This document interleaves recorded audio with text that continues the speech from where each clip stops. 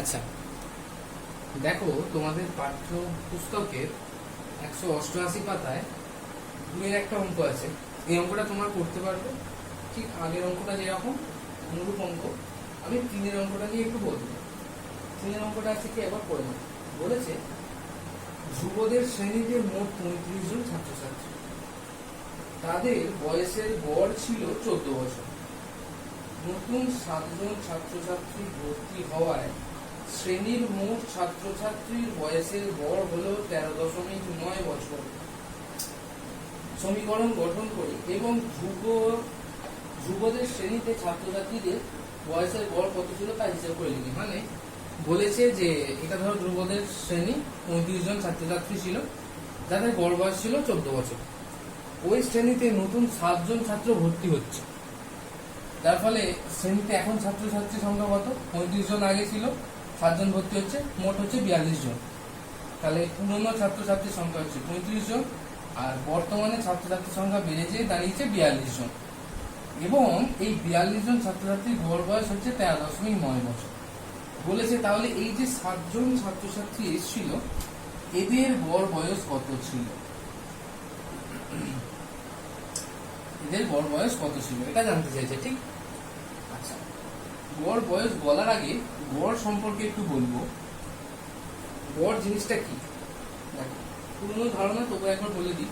ধরো তোমার কাছে একটা পেন আছে, যার দাম হচ্ছে 10 টাকা। দ্বিতীয় একটা পেন আছে যার দাম হচ্ছে 20 টাকা। তৃতীয় একটা পেন আছে যার দাম হচ্ছে 30 টাকা। হয়েছে? তাহলে পেনগুলোর মোট দাম কত? সবগুলো যোগ 60 টাকা। পেনগুলোর গড় দাম কত?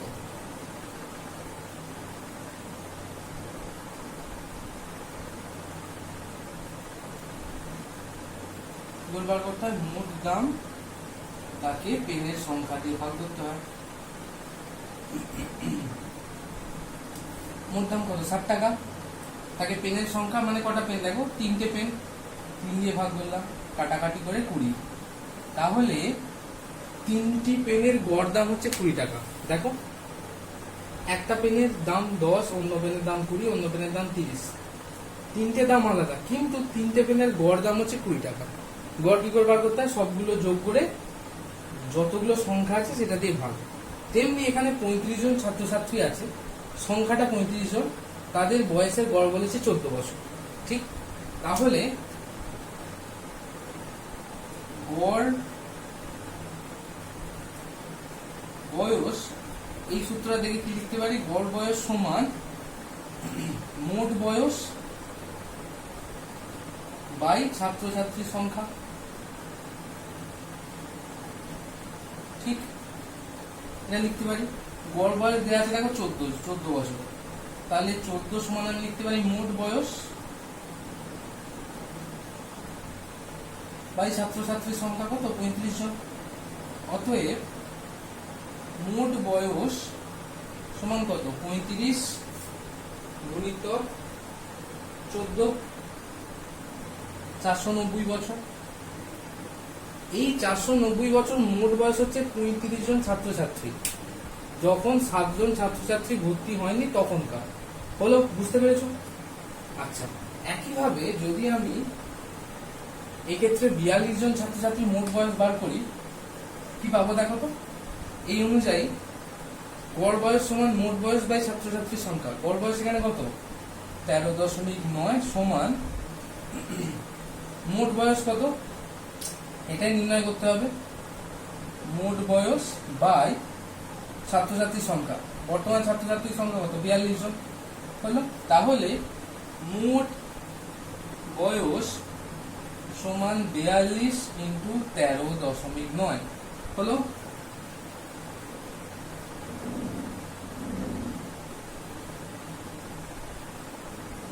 এত বছর হলো? তাহলে দেখো, আমি 35 জন ছাত্রছাত্রীর মোট বয়স বার করে নিয়েছি 490, 42 জন ছাত্রছাত্রীর মোট বয়স বার করে নিয়েছি 583.8 বছর। হয়েছে? আমায় বলেছে 7 জনের গড় বয়স বার করতে হলো। আচ্ছা,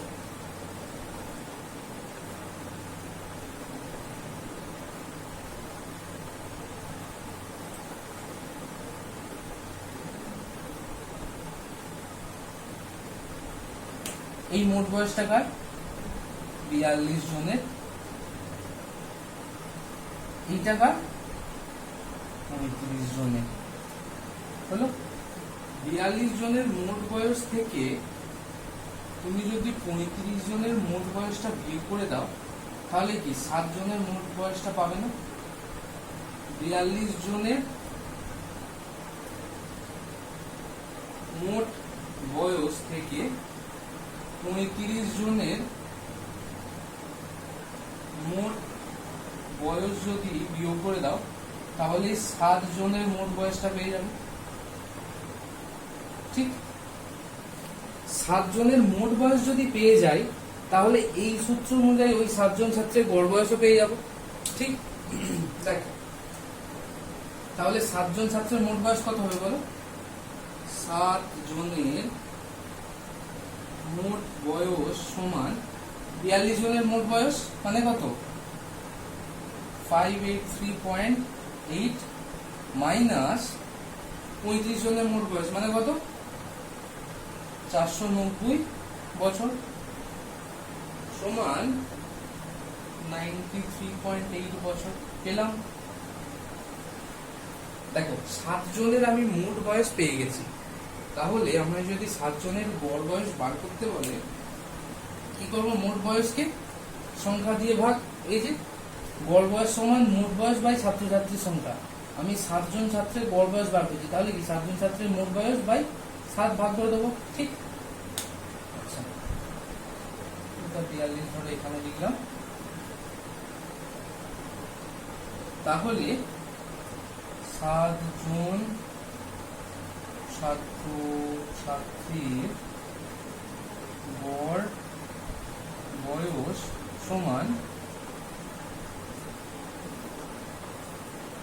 মোট বয়স কত পেয়েছি বলো? 93.8 ভাজিত ছাত্রছাত্রীর সংখ্যা কত বলো? 7 জন। বুঝতে পারলে? এই সূত্র নিয়ে দেখো, মোট বয়স 7 জন ছাত্রছাত্রীর মোট বয়স কত পেয়েছে? এইটা ভাজিত ছাত্রছাত্রীর সংখ্যা। ছাত্রছাত্রীর সংখ্যা কত আছে? 7 জন।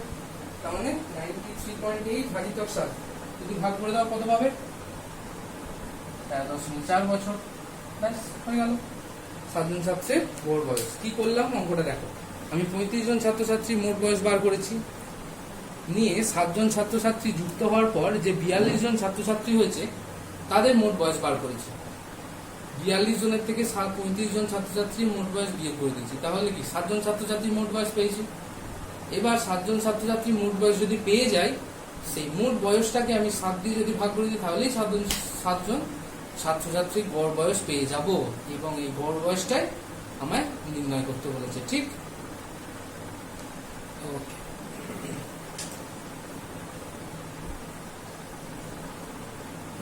আচ্ছা, এই অঙ্কটাই দেখো লিখে করব কিভাবে।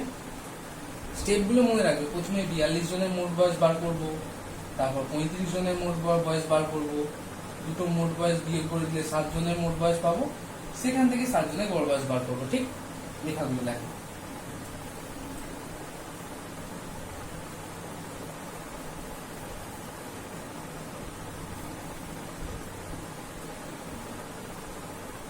আমি যদি x ধরে অঙ্কটা করি, তোমাদের এই চ্যাপ্টার অনুযায়ী সমীকরণ গঠন করতে হবে, তাহলে কিভাবে অঙ্কটা করবো দেখো।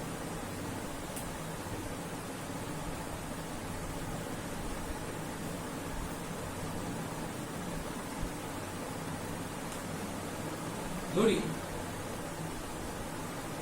নতুন 7 জন ছাত্র ছাত্রীর মোট বয়স, গড় বয়স, আমরা গড় বয়স নির্ণয় করতে বলেছি। গড় বয়স সমান x বছর হলো। অতএব ওই নতুন 7 জন ছাত্রছাত্রীর মোট বয়স সমান কত? 7x বছর। কেন? গড় বয়সের সাথে ছাত্র সংখ্যা গুণ করলেই মোট বয়স পাওয়া যায়। দেখো 35 জন পুরনো স্টুডেন্টের গড় বয়স দেওয়া আছে 14 বছর, তাহলে ওই 35 জন পুরনো স্টুডেন্টের মোট বয়স কত? 35 × 14 লিখবো 35 জন পুরাতন ছাত্রছাত্রীর মোট বয়স সমান 35 × 14 বছর। বুঝতে পারলে কেন? 35 জন ছাত্রছাত্রী যাদের গড় বয়স দেওয়া আছে 14 বছর, তাহলে মোট বয়স বার করার জন্য কি আগের নিয়ম, ছাত্রছাত্রীর সংখ্যা তাকে গড় বয়স দিয়ে গুণ করলে কত পাবো? 490 বছর। আচ্ছা, এবার দেখো 7 জন ছাত্রছাত্রী ভর্তি হওয়ার ফলে ছাত্র সংখ্যা বেড়ে কত? 42 জন হয়ে গেছে। তাহলে ওই 42 জন ছাত্রছাত্রী গড় বয়স দেওয়া আছে 13.9 বছর। ওই 42 জন ছাত্রছাত্রীর মোট বয়স কত হবে? গড় বয়সকে মোট বয়স দিয়ে গুণ। তাহলে 42 জন ছাত্র ছাত্রীর মোট বয়স সমান কত? 42 গুণিতক তাদের গড় বয়স 13.9 বছর হলো। যদি গুণ করি কত হবে? 583.8 বছর হলো। দেখো আমি 7 জন ছাত্রছাত্রীর মোট বয়স পেয়েছি 7x বছর, 35 জন ছাত্রছাত্রীর বয়স পেয়েছি 490 বছর, 42 জন ছাত্রছাত্রীর মোট বয়স পেয়েছি 1। দেখো তো আমি এই 42 জন ছাত্রছাত্রী কি করে পেয়েছি? 35 জন প্লাস 7 জন, এই যে এখানে। সুতরাং 42 জন ছাত্রছাত্রীর মোট বয়স পাওয়ার জন্য আমি কি করবো? 7 জনের মোট বয়সের সাথে 35 জনের মোট বয়স যদি যোগ করে দিই, তাহলে 42 জনের মোট বয়স পেয়ে যাবো। তাহলে আমি শর্ত অনুযায়ী এরকম সাজাতেই পারি, 7 জন ছাত্রছাত্রীর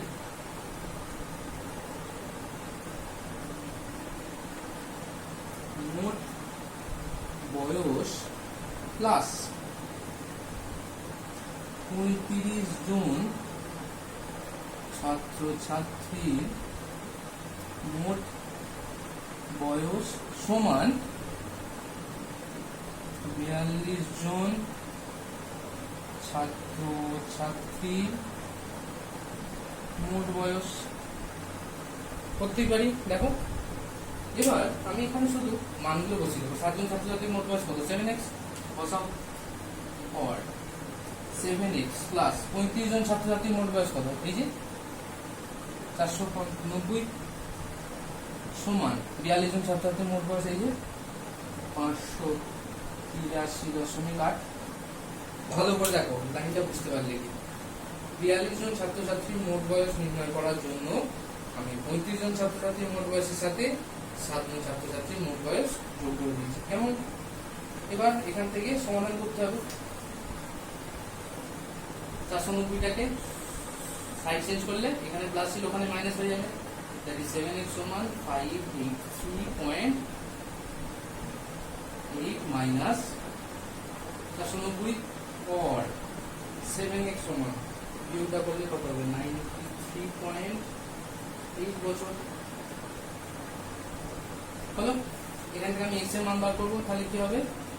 x সমান 93.8 ভাজিতক 7 হলো। দেখা যাচ্ছে তো এটা? ওকে, তাহলে এখান থেকে যদি আমি ভাগটা করে দিই কত হবে? x সমান 13.4 এত বছর। তাহলে x পেয়ে গেলাম। xটা কি ছিল? এই যে নতুন 7 জন ছাত্রছাত্রী গড় বয়স, যেটা আমি নির্ণয় করতে হবে। কত পেলাম?